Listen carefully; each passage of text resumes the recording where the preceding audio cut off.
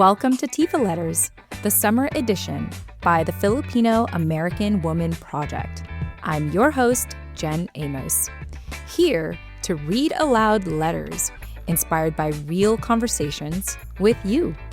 It all begins with one line. If I could say one thing. Because sometimes one thing is all we need to take up a little more space. Let's get started.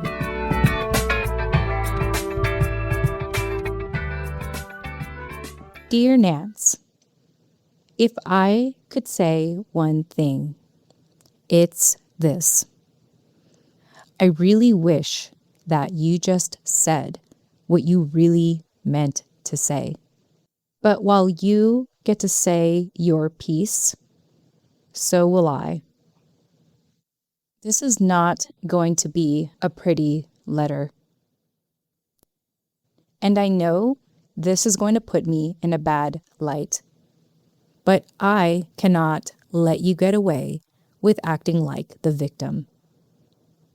For starters, saying that you're busy doesn't excuse you from the things you said you would do.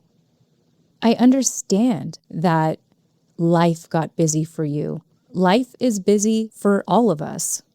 Yes, I am the president of our Filipino student organization, but that is not all I do. While you get to go home to your grandma every night for dinner and food is already made for you, I live in a house with 5 other roommates. I am not from this area. I moved out of my house as soon as I turned 18 years old, and I have had to work many part-time jobs just to make my way and just to pay off school. While other people are enjoying their leisurely activities during summer break, I am going to a community college to pay for classes I just can't afford to keep up at our 4-year university. Everything I have today is because I worked really hard for it. And I know you know this, but maybe you forgot. So let me remind you. At a very young age, I had to advocate for myself. And you know why. For all of the conversations we had in the initial weeks of us bonding, you know that I came from a rough background. And you know why I am a proud Pinay and why I am an activist today. I'm not just doing this for fun. Half of the time, I can't even afford to be president of this organization. But I do it because it matters and it's necessary. I don't want my future children to live in the world we live in today. I am determined to make America better for them. And Nance, I thought you wanted the same too. I wish you just said that you didn't, because it would have saved me so much time and stress and heartache to realize that I just couldn't count on you anymore. You just became another person in my life who doesn't mean what they say. Of all the people, all the things that I shared with you, how many people have let me down in my life and why I am so self-efficient today. You became one of those people that you and I thought were losers. How is it that everyone in my life that says that they're going to show up, that they're going to do the things that they say they'll do, that they want bigger things for themselves and for our community, and how determined they are to be the change that they want to see? How is it that I have so many people in my life that are all talk, but when push comes to shove, they don't show up? How do I keep attracting these people? But you say, I didn't mean for this to happen. Life just took over. I just got so busy and my grandma really needed me. But I love you and I really care for you and I'm still here for you. You say you care about me. You say you care about our friendship. You say that you care about our movement, but somehow life just took over. What if I said the same thing as the president of this organization? Do you think our members would forgive me? What if I said the same things to my part-time jobs? Do you think they'll let me keep my jobs? And what if I said the same thing to my roommates? Do you think they would let me live rent-free? You say you didn't mean to hurt me, but you hurt me, Nance, and you hurt me deep. But being the self-efficient, self-motivated, determined, hungry person I am, I don't have time to let this hurt get the best of me. And I am only responding to your letter because people need to hear the other side of this story. You know, back at Rush Week, you didn't have to take my flyer.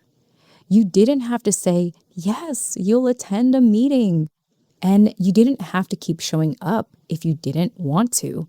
But because you said yes, and you said yes emphatically, I assumed you meant what you said. I assumed that you too felt oppressed, that we shared the same struggle, and that you too wanted change. But now that I think about it, at the end of the day, you can say all you want and still go back home. You just commute to college while I have to pay for rent and live with 5 other girls. You get to go back to your childhood home, to your childhood bedroom, and a meal already prepared for you. You know, when you said yes, I put myself out there for you. I felt like we had an immediate connection that I couldn't help but want to hug you. I mean, I know that Filipinos have funny nicknames. I get that. I get we all do that. But there was something about how you deliberately did not want to use your government name that I connected with. And even though you weren't part of our council, you were my confidant. I loved having someone outside of all the craziness of our activism. I loved how you just gave me a safe space to open up about super vulnerable things. And you just accepted me and embraced me for all that I was. And now I'm just thinking, were you just fawning? Were you just being too nice? Are you just a people pleaser and you can't help it? Because now I know in hindsight that you didn't really want to be there. I mean, yeah, you were there and you seemed committed and you were as helpful as you could have been, which of course I'm grateful for. I get we're not getting paid to do this. I know this is all volunteer work, but I thought you wanted to be here. And I enjoyed spending time with you too, Nance. And I know we couldn't have spent every moment with each other, but do you think that's even realistic? And even so, I kind of wish you just told me directly, because it would have cleared up all the confusion, all the gossip around you, that you weren't here for the organization. You were just here for me. And the thing is, I would have understood that because I wanted to be your friend too. I don't know, maybe you felt that we could only be friends if you were involved in the organization. But that wasn't true, Nance. You know, a very important part of activism is rest. If you were overwhelmed, if this was becoming too much for you, you could have just said so. And you know what started to really hurt was how often we would say, I love you to each other, as though saying I love you fixed everything.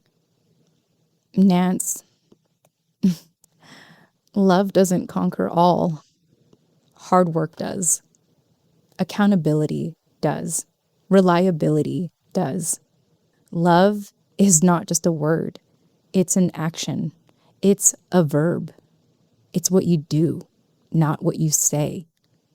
Speaking of the things that you have said, I heard through our organization members that you were starting to act a little possessive and territorial of me, always speaking on my behalf on things that I did not say.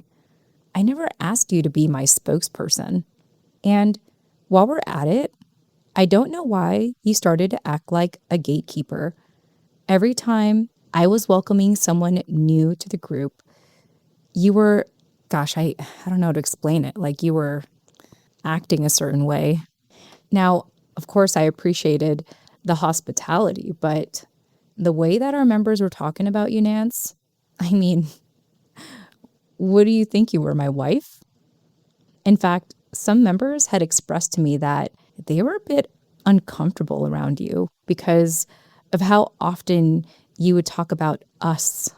It was like you were acting like an extension of me, and everything that came out of your mouth had something to do with me.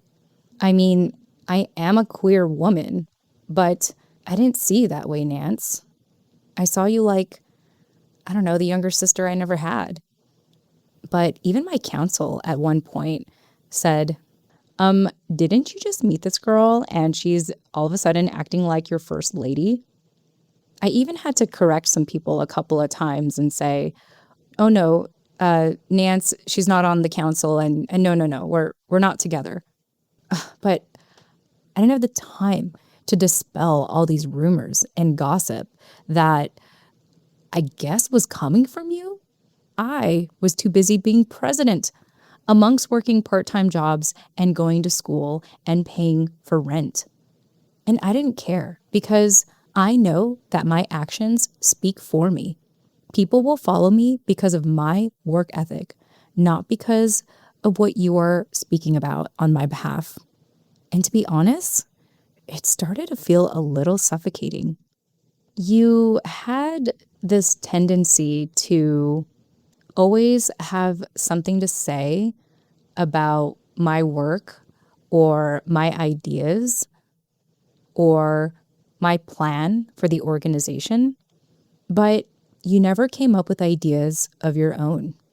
You just became this professional piggybacker of sorts. Like, I don't mind your feedback, but if you don't have anything new to present, if you're just so fixated on rewording my stuff, rewording my messaging, or advising on a better strategy, why did it always have to be based off of my ideas? Why couldn't you present your own? And I had noticed something. If I tried to, I don't know, encourage you to run for council or take a lead on a project or come up with your own proposal, something magical would happen. It always seemed like every time I gave you an opportunity, something in your personal life took over. And what I had entrusted in you, I had to pick up the slack. And for so many times, I gave you the benefit of the doubt. And every time, I forgave you. And when I did, the times that we had agreed to be productive, to work on something, well, it ended up being social hour. It ended up being something personal going on in your life. And then one day, one of my council members brought it to my attention that they actually knew you and your ex-boyfriend. And it all clicked for me. It all clicked for me, Nance. The fast friendship, the fast bond, the possessiveness, the downward emotional spiral. I was your rebound. But no, that'd be silly. That can't be true. But now I could not unthink it. It started to become more noticeable that the tasks I gave you, the tasks that you said you would do and take on, I found myself having to follow up with you like a child. Like, hey, did you finish that task? Did you work on that proposal? Did you have any ideas that you said you'd get back to me on?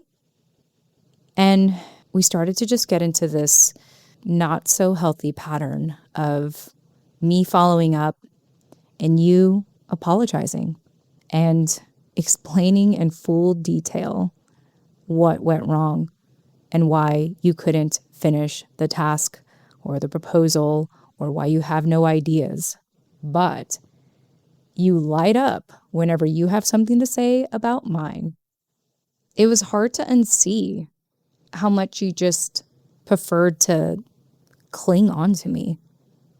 I didn't want to believe my council members and the members of our organization, but it became more and more apparent. And it hurts. It hurts, Nance. I feel like a fool because I believe in the goodness and the potential of our Filipino community.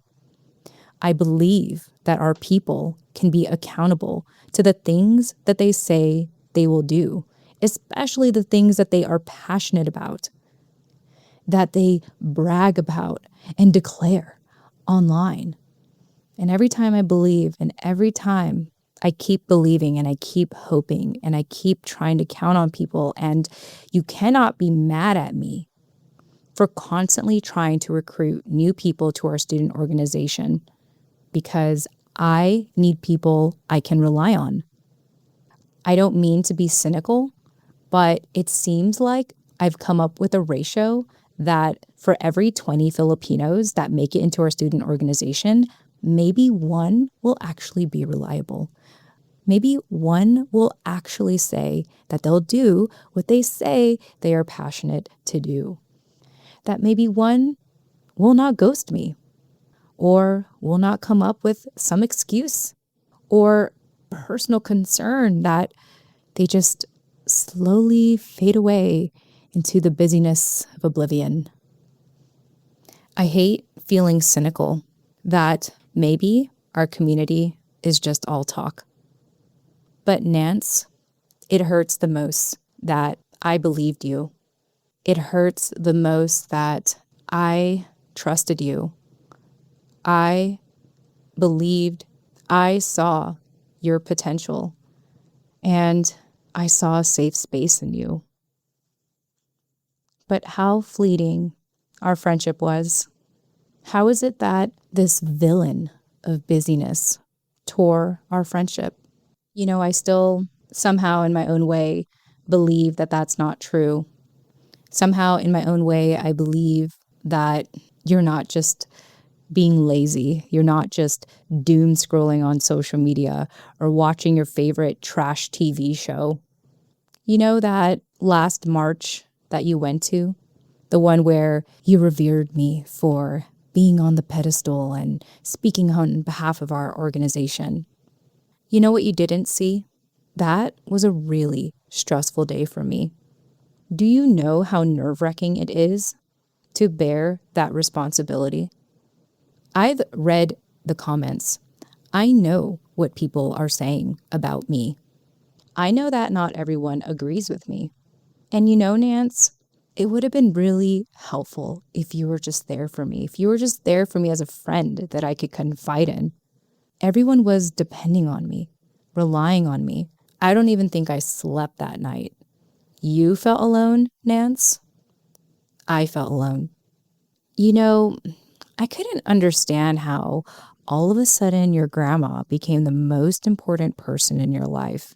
I mean, you've lived with her like all your life. And you tell me how healthy she is, how active she is, how she walks for hours every day. And now she has her own garden. And somehow you're worried that she's going to hurt herself. I mean, did you forget that I know your grandma also?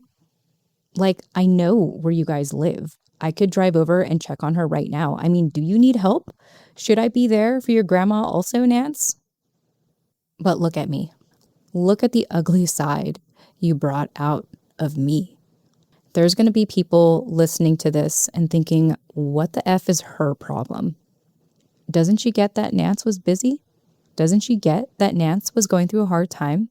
Well, I'm not speaking to them. I'm speaking to you, Nance. And I know our story. I know our relationship. And I know how you let me down.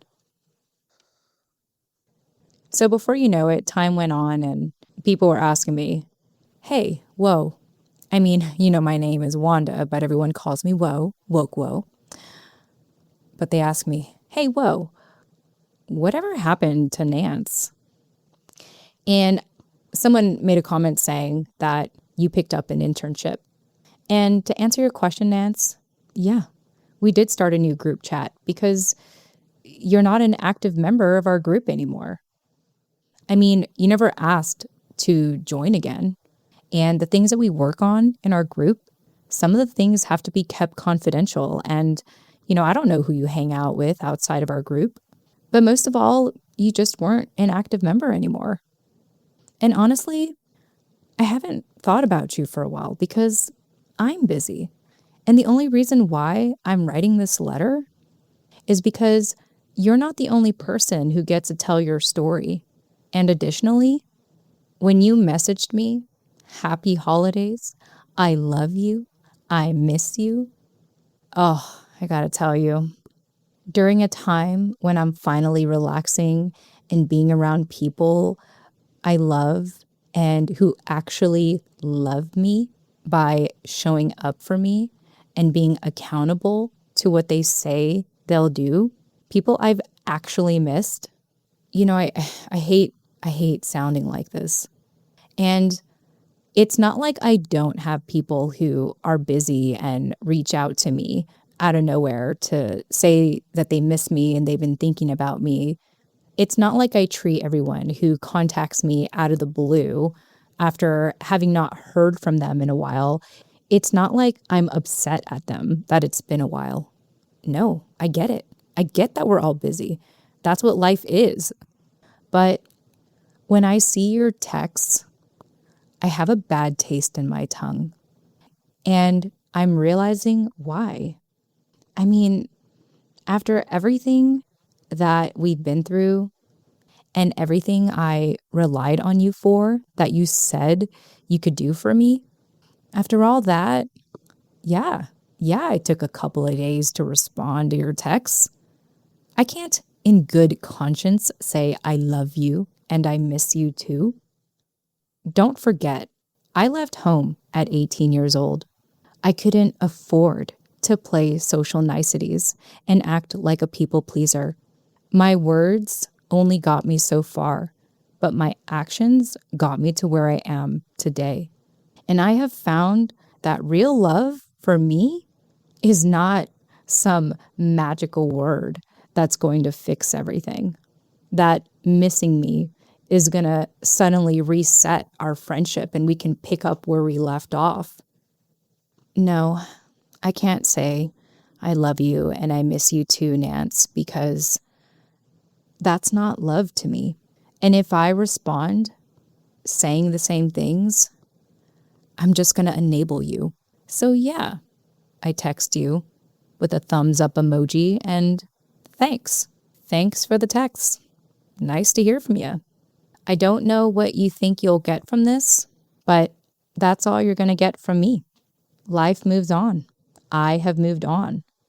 And quite honestly, this is the longest I'm going to talk about this because you need to hear my side of the story. And if I'm painting myself to be the villain, well, whatever. I'm saying my piece. I'm speaking my truth. If there's anything I've learned from the years and years of people throughout my life who have let me down, is that I know how to hustle and I know how to get what I want. I don't have time to dwell. I just have time to do. And thank God I relied on myself. Because yes, I did find someone who felt like the younger sister that I thought I'd never find. I'm proud of her, and I love showing her off on my socials. I have no shame highlighting the people who are actually there for me, who actually love me because of what they do, not what they say. You're wondering how I was able to move on so quickly? I had no choice. I can't afford to not move on so quickly. But also, there's just so much to do for our community. There's so much good work to be done. And I thought you should know that I'm not saying this in spite of you. I'm not trying to write like a revenge letter in any way. I just wish that you told me, Nance. I wish you told me what was really going on. I wish you told me that the organization was too much and you needed time to step back. I wish you didn't give me your empty promises and overly dramatic excuses, as though that's going to move our mission forward. But I also hope that your busyness got you what you wanted. I hope that your grandma is well. I hope that you're well, because I'm well. And you just taught me to be more discerning of the kinds of people I should be around, to pay more attention to people's actions than their words. And, you're here saying that you don't know what went wrong in our relationship. If you feel that way, I don't think you really knew me at all. But the saddest part of this is you left me to fill in the blanks, to come to my own conclusions of what happened.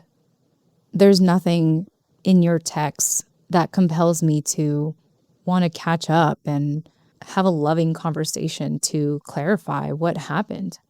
I get that you've never left home, and maybe people in your life are just forgiving like that you can come and go as you please. You can disappear for a while and pop in whenever you want. But not in my life, Nance. I don't have time for sporadic, absent, volatile people like you. I'm sorry. But I'm not sorry, because I deserve better. And I think you know that. I just think that we're too far gone to agree to disagree. And I feel like I had been left with so many unanswered questions. And it's just so unfair for both of us. It's not a good representation of me, and it's not fair to you. I'm really sad, Nance, that I feel like we just robbed ourselves of the opportunity to find mutual understanding. I mean, what was all that busyness hiding? What were you really going through that you couldn't tell me? But you know what, Nance? If there's one thing I could say at this point, it's this. Thanks. Thanks for helping me realize what love looks like for me, not what it sounds like. Wishing you all the best, Wanda, aka Woke Woe.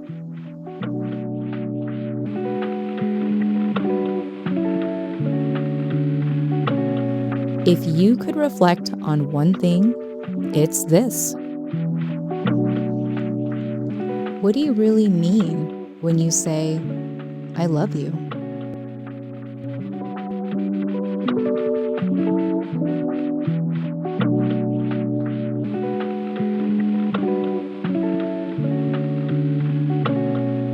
Want to respond? You can reply today at tfaletters.com. That's TFAW, as in the Filipino American Woman, letters.com. Or better yet, write your own letter. Submissions are now open. You can include your name or stay completely anonymous. So, if you could say one thing, what would it be? Subscribe for free today at tfaletters.com and follow the steps in the welcome email to submit your letter. I hope to read yours in the next season. Until the next letter, bye for now.